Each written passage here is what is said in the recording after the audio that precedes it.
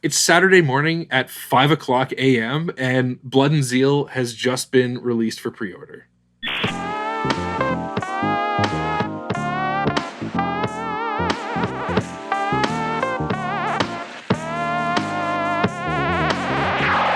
Okay, the brand new Kill Team box, Kill Team Blood and Zeal, has finally come out.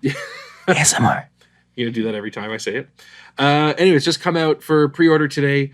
We're pretty excited about it. Games Workshop sent us the box for free a few weeks ago. We've had a chance to go through it, play some games, and form some opinions about what we think is good about the box, what we don't love about the box, what it might tell us about the direction of Kill Team, and, yada, yada, yada. First, obviously, why you're here is you want to know what the hell's in the box and what the new teams are all about.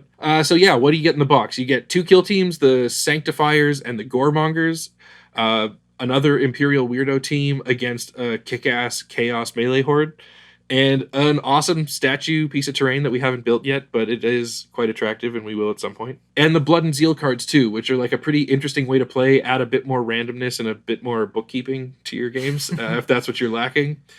But yeah, let's talk about the teams first. Let's start with the Sanctifiers because they're more complicated and we have more brain cells at this point in the video. Okay, what this video is not is us explaining every single rule of the team. Yeah. You can find that elsewhere. But my top takes of this team. Okay, first, extremely hard to play. Extremely rewarding to play. Maybe my most hype team out of the box since Hearthkin Salvagers. Really? I am in love with this team. Love that. I think all their rules are extremely thematic and extremely fun, but I do have one huge worry, and that's a lot of this team's rules are designed around preventing your opponent from doing their fun stuff. Yes, definitely. And like, as much as I'm going to love playing this team, and I think it's a really fun team to pilot because there's lots of puzzles to solve and lots of ways to figure out efficiencies and all that, but I do worry that it's going to impact your opponent's ability to have fun. So I have 2 faction rules. First, the secondary faction rule is Blaze. So this is very similar to the Novitiate faction rule. A lot of flamers on this team, even some melee weapons that have fire involved. Whenever you retain a crit with one of these weapons, you give your target a Blaze token. They're going to take some damage when they activate, and they can either roll the dice, maybe the fire goes out, maybe it doesn't, or they can spend an APL to make it go away. The main faction rule is this sermon thing. So you pick one person to be your orator. At the beginning of the game, this is always going to be your leader, and he does it better than anyone else, so you're going to want to keep it as your leader for as long as possible. For your leader, it's a 6-inch aura, and any friendlies within this 6-inch aura of the sermon are going to get tons of benefits. One that's always active is a flat damage reduction, reducing all damage by 1 to a minimum of 2. There's also lots of ploys and equipment things that affect, if you're in the sermon, you get this bonus. If you're in the sermon, you get to do this.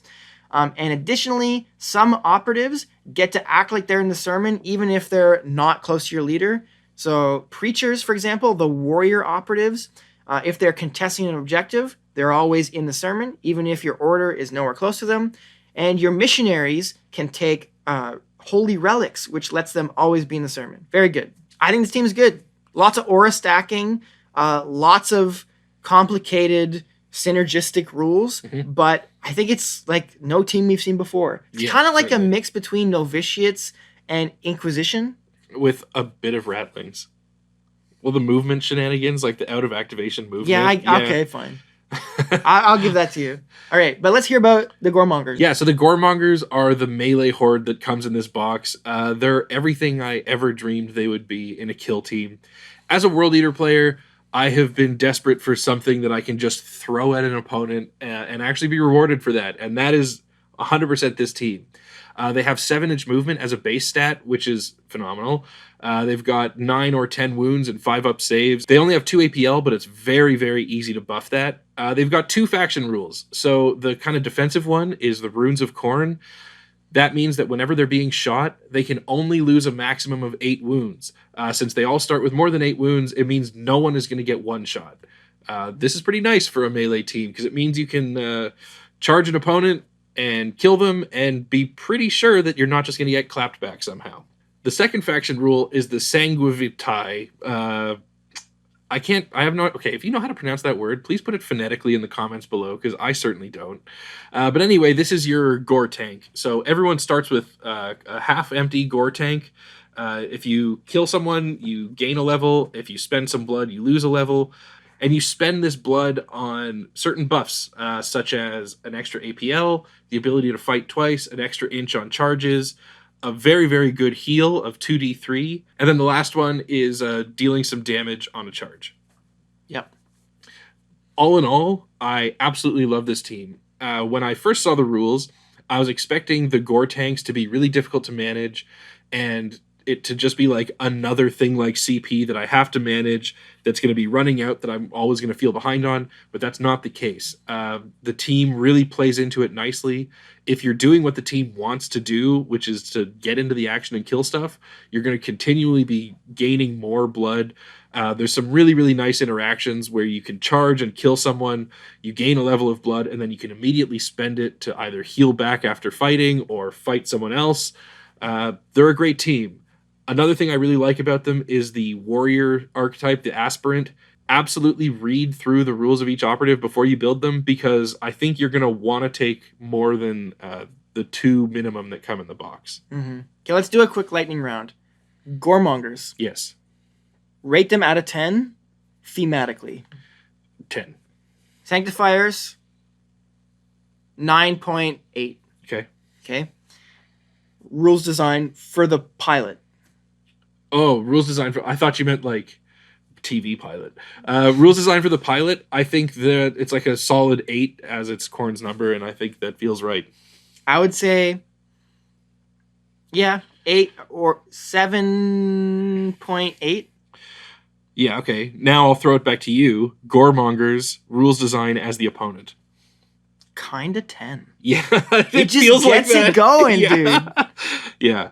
So then, what about for you? Rules, Sanctifiers to play against.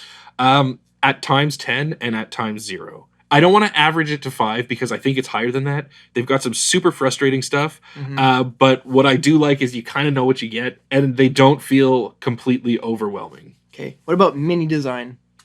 The actual models.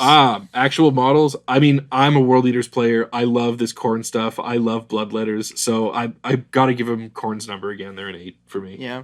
For me, I saw the stock GW paint jobs, and I was thinking, like, there's some 10s, but there's some, like, 4s, so I average to, like, a 6 or 7.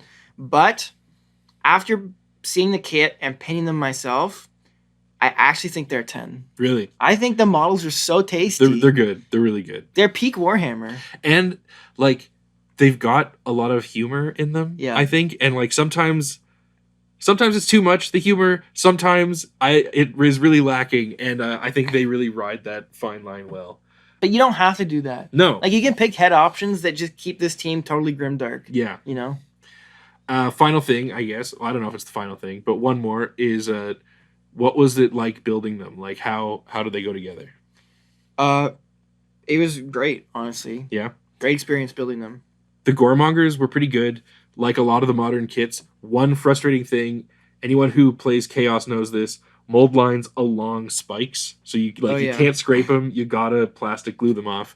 But that is such a nitpick and isn't really the point of the video. So I don't even know why we're saying it. So what we want to talk about now is everything that we really like about this box and that which excites us, and a few things in this box that we find extremely frustrating and a little bit worrisome about the future of Kill Team. So let's do a quick recap of the positive stuff, because I think we've mentioned a lot of it before. The teams are fun to play, generally. And I think that is the main objective of any board game, which essentially this is, right? Mm-hmm. They look great. They're thematic. I think they match up well as opponents to each other. Yeah, like really. Yeah. You can tell they put a lot of thought into how these two teams will play into each other, which I appreciate. Yeah, Rekkas and Ratlings were not that. Yeah. You know, I think a lot of people split these boxes with a friend. It's certainly a way that a lot of people get into the game, is like, oh, this new box came out, let's each pick a side, and then you play them against each other, and I think they do line up really well. Mm-hmm. That's a great thing. What do you think of the Blood and Zeal cards? I'm not too chuffed, but personally, I don't think I'm the target demographic. Yeah, fair enough. Like, I'll be happy to try them. We should stream. Yeah, we should. We will. I, in concept, like that they're just doing stuff, adding different elements to the game. I don't feel like Kill Team needs more cards and more special rules to remember. I will say too, You know? like these two teams in particular are quite complicated. Yeah. And they have a lot of text, especially the Sanctifiers. And if you're adding just another level into it, it's a lot. Yeah. But some people might like that. True. All right. Now let's talk about some of the things that we don't love about this box. Okay, like I mentioned, I worry some of the rules design, especially for the Sanctifiers, is anti-fun for your opponent. Yeah. And you can make a fun team for the pilot that isn't necessarily anti-fun for the opponent. Now, in practice, is that going to stop me from playing this team? Actually, it might in certain situations. Totally. You know, I'm not going to bring this team to play against a new player. Yep. And, you know, my local league that I play in, there are some very experienced, hardened vets in that league, but there's also some people that don't get to play that much, are pretty new, and I worry that against some opponents, you're just going to, you know, say you can't do that action because my leader told you can't, and you don't get your APL refunded, and they're going to be like, this game sucks, I'm never playing against you again. Absolutely. You know, that's my worry. Which makes me sad because I think they're extremely fun to play. Yeah. And I want to play them all the time. But now I have to second guess, like, is this the right situation? Yeah. And I think the Goremongers also have a couple of those mechanics. Like, even just like their main thing of not taking more than 8 wounds on a shooting attack. Like, that's a pretty palatable one. But I just think, like, damage reduction in general. They have damage reduction, too. They have, you can't take more than 8 from shooting. They have halving a first die of damage, which is like, there's no caveat. No. It's just like from every action. Yeah. It seems extremely strong. Fighting and retaliating. And you have healing. Yeah. And your leader has a just a scratch. Yeah. I can see some situations where players are like, man, these guys are unkillable. What am I supposed to do? Yeah, definitely. Or, like, I can see new players, like, losing a game fully being tabled by, like, the third activation of Turning Point 2. But on the other hand, you just have your Space Marine all-assault team. You get the chapter tactic where you have rending, and you just get 2 crits, and then you kill them and only take 1 hit in return, and then it's easy game, easy life. So True. There are trade-offs. Another thing is that I feel like the focus of this box and the increasing focus of many of these boxes has been kind of towards competitive play. You know, just based on especially the Sanctifiers, like how much of a toolbox team it is and how complicated and what the competitive upside is of like how complicated the team is. It feels like these teams and just the game in general are becoming increasingly polarizing for skill level, let's say. But maybe you just don't buy this team if you're a casual player. But I don't know, because I think that there's a lot of fun to be had for casual players with any team. And like, of course, with any game of Warhammer, any game of anything, like you make your own fun and you play in the settings that you feel comfortable. But it feels like the rules bloat of this game is getting pretty dense, and it's always been pretty dense, and it's like it's getting denser. Can I posit a question? And this is an honest question. Yeah. If you're playing this game and you don't like rules dense games, are you just playing the wrong game for you? Like, are there people playing Kill Team that are like, I love this game, but I don't like a lot of rules, and I'm enjoying this game? Like, I think so, because do those people exist? Is absolutely. What I'm asking. I mean, we know a few of them. No, I think so, because that's such an interesting point, and I think that Kill Team is an extremely cinematic game, right? Like, I think I can't remember where they said it, but I think it might have been in like the reveal for this edition or something, when they said that, like, you know, a battle of Kill Team is supposed to represent like the first 10 seconds after someone kicks in the door. And it's like, I think it's a super cinematic and thematic and narrative game, and they've removed some narrative stuff. They've replaced it with other stuff, of course, but I just feel like the focus has become like Kill Team is matched play, and then everything else is like bonus Kill Team. And I don't know if that's just our local meta or because we're in a 2-person echo chamber a lot of the time.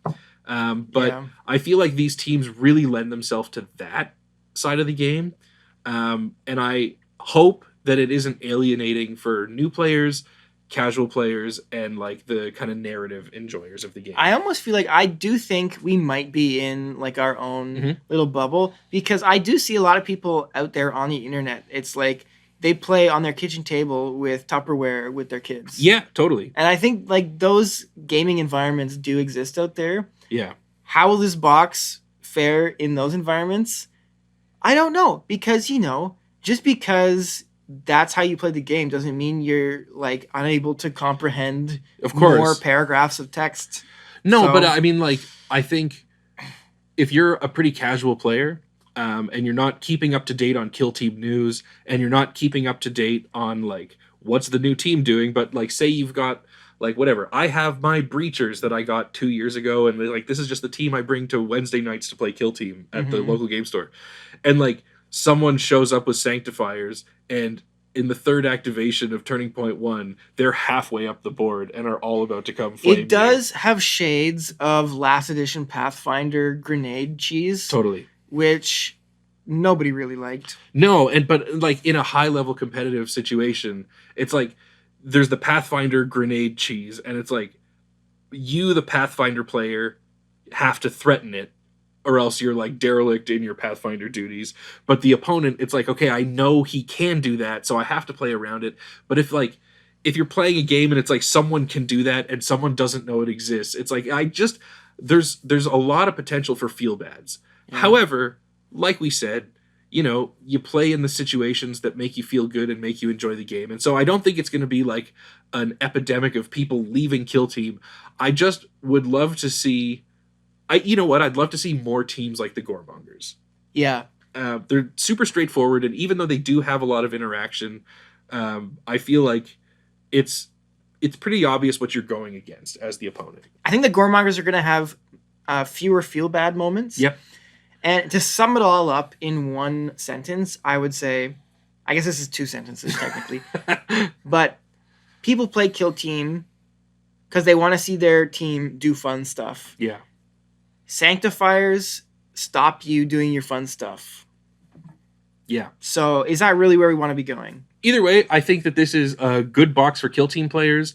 As always with these products, it is as worth it as you are into it. And so, you know, I'll never say that something is like, oh, it's a good price and you should get it. If you like the teams inside and the money doesn't stress you out, then it's absolutely something worth picking up. Yeah. I think bottom line, we're both extremely happy with this box. Yes. For me, this is the best box they've put out since Gallifall. Wow. And that's just because I really like the dwarves. Do I agree with that? I might agree with that. Wow. That's shocking. Yeah. Felgor and Hearthkin Salvagers. I mean, what a banger. That was a banger of a box, dude. And it was perfect for us, too. I know. Yeah, so we've got a battle report with these 2 teams, which came out at or around the same time as this one. So maybe you've already watched it, and maybe you can watch it right now by clicking the link there. Yep. We are legally obligated to tell you that Games Workshop sent us this review copy beforehand. I believe I did already. Okay, well, I'm telling you again. Yeah. And I'm not legally obligated, but morally obligated to thank our 1HP Gangsters and Mountain Goats Yes. for supporting this channel on Patreon. Go check out our Patreon if you want to help getting on the party. Anyway, this video's over. Go watch the other one if you already haven't. Check out our Patreon if you want to check it out. And subscribe or don't. Okay, bye. See ya.